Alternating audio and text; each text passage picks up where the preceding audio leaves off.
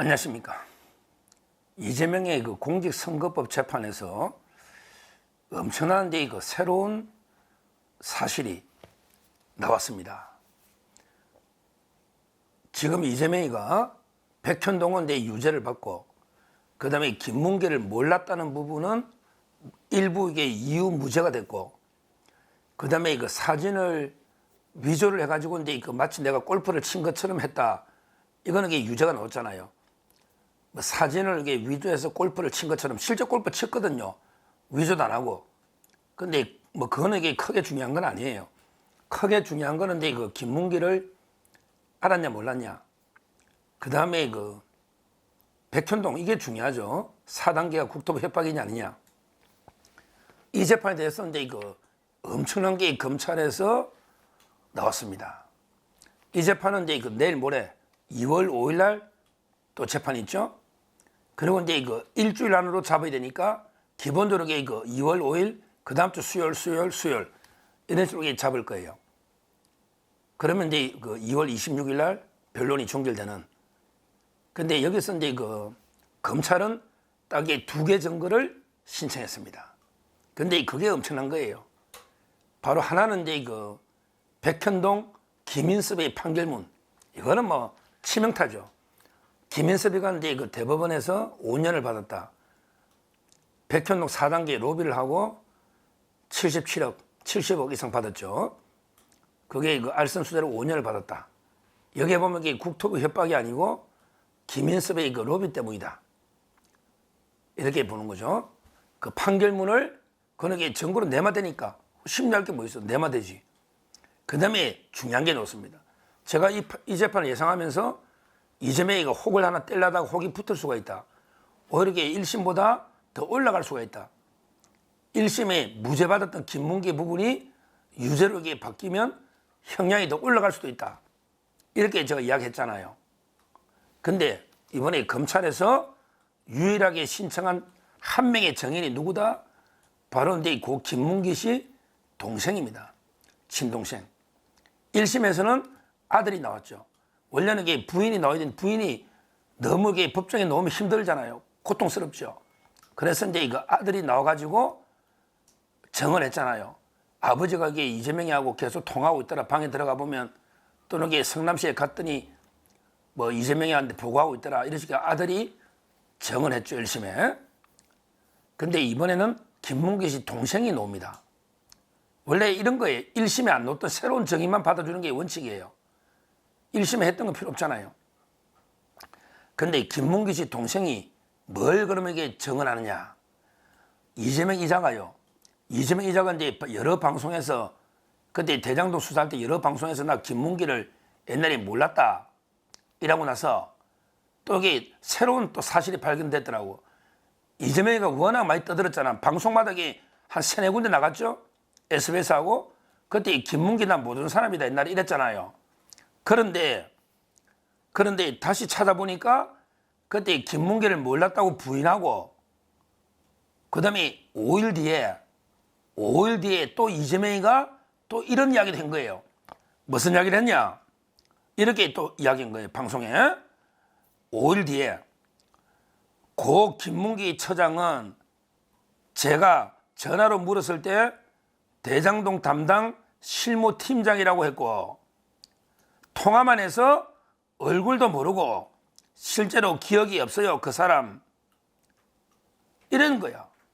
야, 이재명이가 입만 열면 거짓말하더니 공소장에 기재된 김문기 몰랐다는 거 플러스 검찰이 또 이재명의 여러 인터뷰나 발언들 찾아보니까 공소장에 기재된 거 플러스 이재명이가 또 그 근처에 5일 뒤에 뭐라고 했냐면 그 김문기는 실무팀장 통화만 해서 얼굴도 모르고 실제로 기억이 없어요. 그 사람 얼굴도 모르고 통화만 했다. 엄청난 거짓말을 해버린 거예요. 그러니까 그 동생이 김문기 동생이 1심 판결 후에입니다. 1심 판결이 11월 15일 났잖아. 그 후에 김문기 동생이 동아일보하고 인터뷰를 한 거예요. 뭐라고 인터뷰를 했냐? 이렇게 인터뷰했네. 김문기 동생이 동아일보 간 거예요. 뭐랬냐? 대장동 수사가 시작하자 형이 이재명 지사에게 가서 일주일에 2~3번씩 독대 보고를 했는데 보고가 끝나고 나면 너무 힘들다며 어머니 김치찌개를 먹고 싶다고 말하곤 했습니다. 그런 형을 어떻게 모른다는 말로 일관했는지 배신감이 듭니다. 이렇게 동생이 인터뷰를 했다. 옛날에 제가 방송에 이재명이가 김문기하고 접촉이 없었던 적은 한 번도 없었다 했잖아요. 한 번도. 2010년 초창기에 김문기 실록이 시장도 되기 전에, 이재명이가 성남시장도 되기 전에 2008, 9년부터 2010년에 시작되니까 김문기에는 핸드폰에 이재명 변호사라고 돼 있는 거, 입력이. 변호사로. 그리고 그때부터 지금까지 한 번도 김문기 씨하고 이재명이가 떨어져 있어 본 적이 없어요. 그게 중요하다 했잖아요. 왜? 시장도 되기 전에 김문기 리모델링으로 만나고 그 다음에 시장 되면서 대장동 사업이 쭉 되거든. 대장동 사업이 계속 진행됐단 말이야. 돈 배당하고. 끝난 게 아니야. 최근까지 2020년까지 대장동 사업이 계속 됐다고. 돈이 계속 이제 지금도 분양하고 있잖아. 그러니까 김문기하고 이재명이는 계속 보고하는 관계였지. 그리고 이재명이가 대장동에서 당군일의 최대 이익금을 미리 환수했다. 이랬잖아. 그러니까 이게 재판에 왜 미리 환수한 건 아니거든. 그러니까 기소가 되니까 그 재판을 누가 다 이게 실무적으로 누가 재판을 이게 도와주느냐. 그게 김문기 씨야.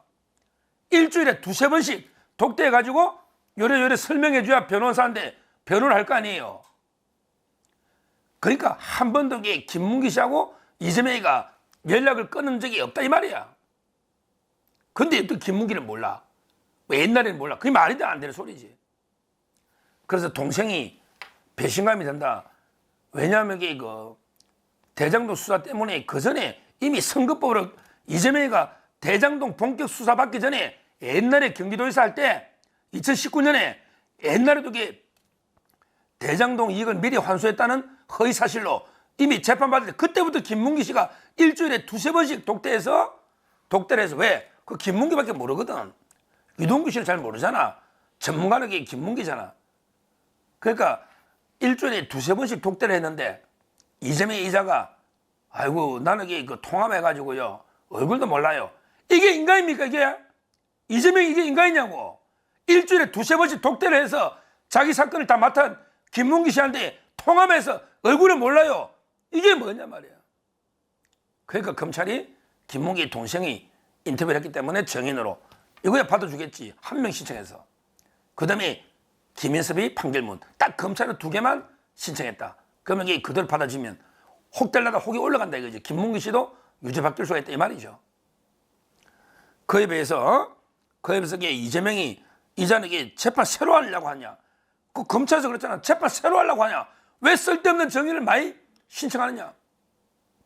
근데 거의 안 받아줄 겁니다. 내일 모레 가보면 알죠. 2월 5일 날 내일 모레 가면 다 증거를 정리할 거예요. 컷할 거예요.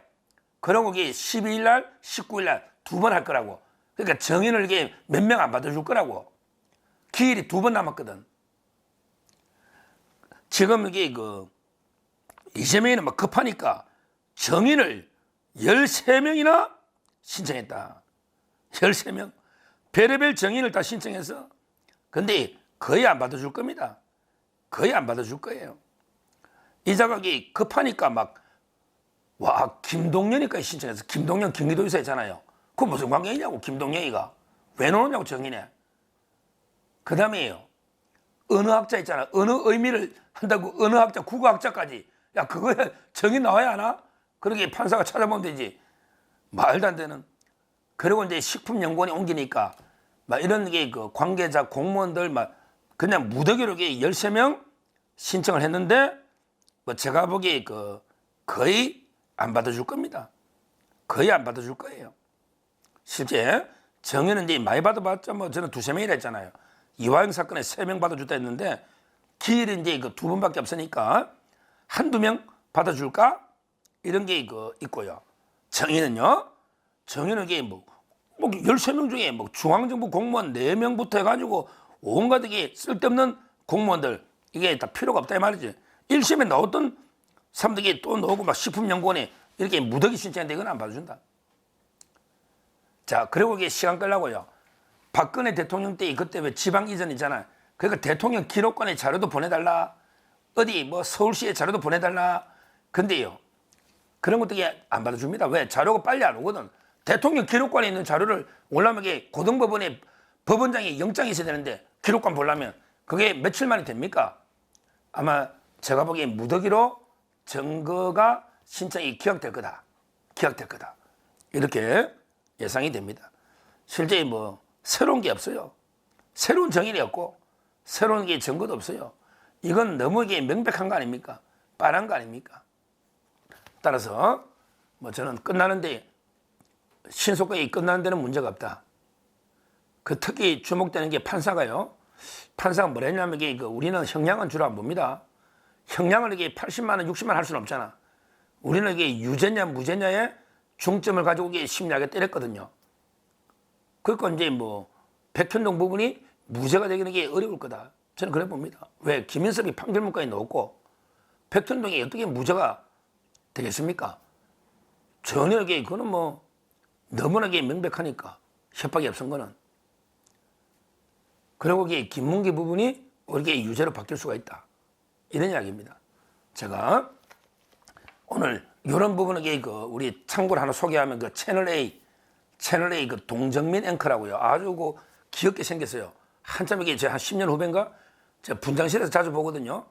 채널 A 부장이 동정민 앵커가 유튜브에 아주 여러 명 해가지고 재판 진행 같은 걸 설명을 좀 상세하게 유튜브를 해주거든요. 거기에 보면 이게 상세하게 넣어 있는데 이재명이가 말도 안 되는 게 막 증거 신청 어디 조회한 거 이런 거는 제가 압축 요약했고요. 그런 게 뭐 궁금한 분은 찾아봐야 되는데 안 받아요.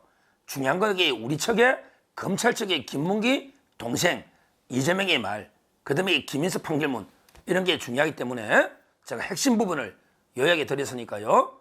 아마 제 방송만 봐도 충분하고요. 재판은 이제 매주 수요일마다 해가지고 2월 26일 날 종결하고 아마 이제 3월 중하순에 선고되지 않을까. 야, 이러면 이게 엄청난 결과 나올 거예요. 지금 헌재도 이게 조금씩 돌아서고 있잖아요. 오늘 제가 특집 방송 했잖아. 마흔여기를 임명하려고 이게 공작하다가 헌재가 제동이 걸려가지고 마흔액 선고를 취소하고 10일 날 변론 재개해가지고 이게 늦어지면 물 건너갈 수가 있거든, 임명이. 이런 식으로 이게 헌재도 하나하나게 분위기가 돌아서고 있어요. 근데 반면에 우리 또 법원은 이재명에 대해서 바짝바짝 이재명의 목에 칼을 대고 있잖아요. 이재명이 지금 완전히 이재명으로서는 자기 목줄이 계속 조여오니까 어떻게 방법이 없잖아요. 목줄이 계속 조여오니까 상당히 대반전이 일어나고 있다. 헌재 재판은 윤 대통령 쪽으로 유리하게 돌아가고 있고 법원 재판은 이재명의 목줄을 바짝바짝 채우고 있으니 이재명으로서는 지금 방법이 없잖아요. 방법이 없잖아. 그 선거법 재판. 그 다음에 위정교사도 따라하면 했잖아요. 조희대 대법원장이 위정교사 사건도 3명의 판사가 2년이 다 됐는데도 유임식 있잖아. 셋 다. 원래는 판사 바뀌면 늦어지잖아. 그것도 3명을 다 유임시켜서 위정교사도 바로 이어서 놓을 겁니다. 이어서 놓을 겁니다. 이재명으로서는 상당히 사법 리스크가 진짜 하늘의 그물망처럼 바짝바짝 조여오니까 아무리 발버둥 치도 하늘의 그물망을 벗어날 수가 없잖아요. 벗어날 수가 없다. 한번 지켜보시면 내일 모레입니다. 2월 5일 날 어떻게 증거 취사 선택하느냐 보면 이게 바로 결과를 알 수 있다. 이렇게 봅니다. 감사합니다.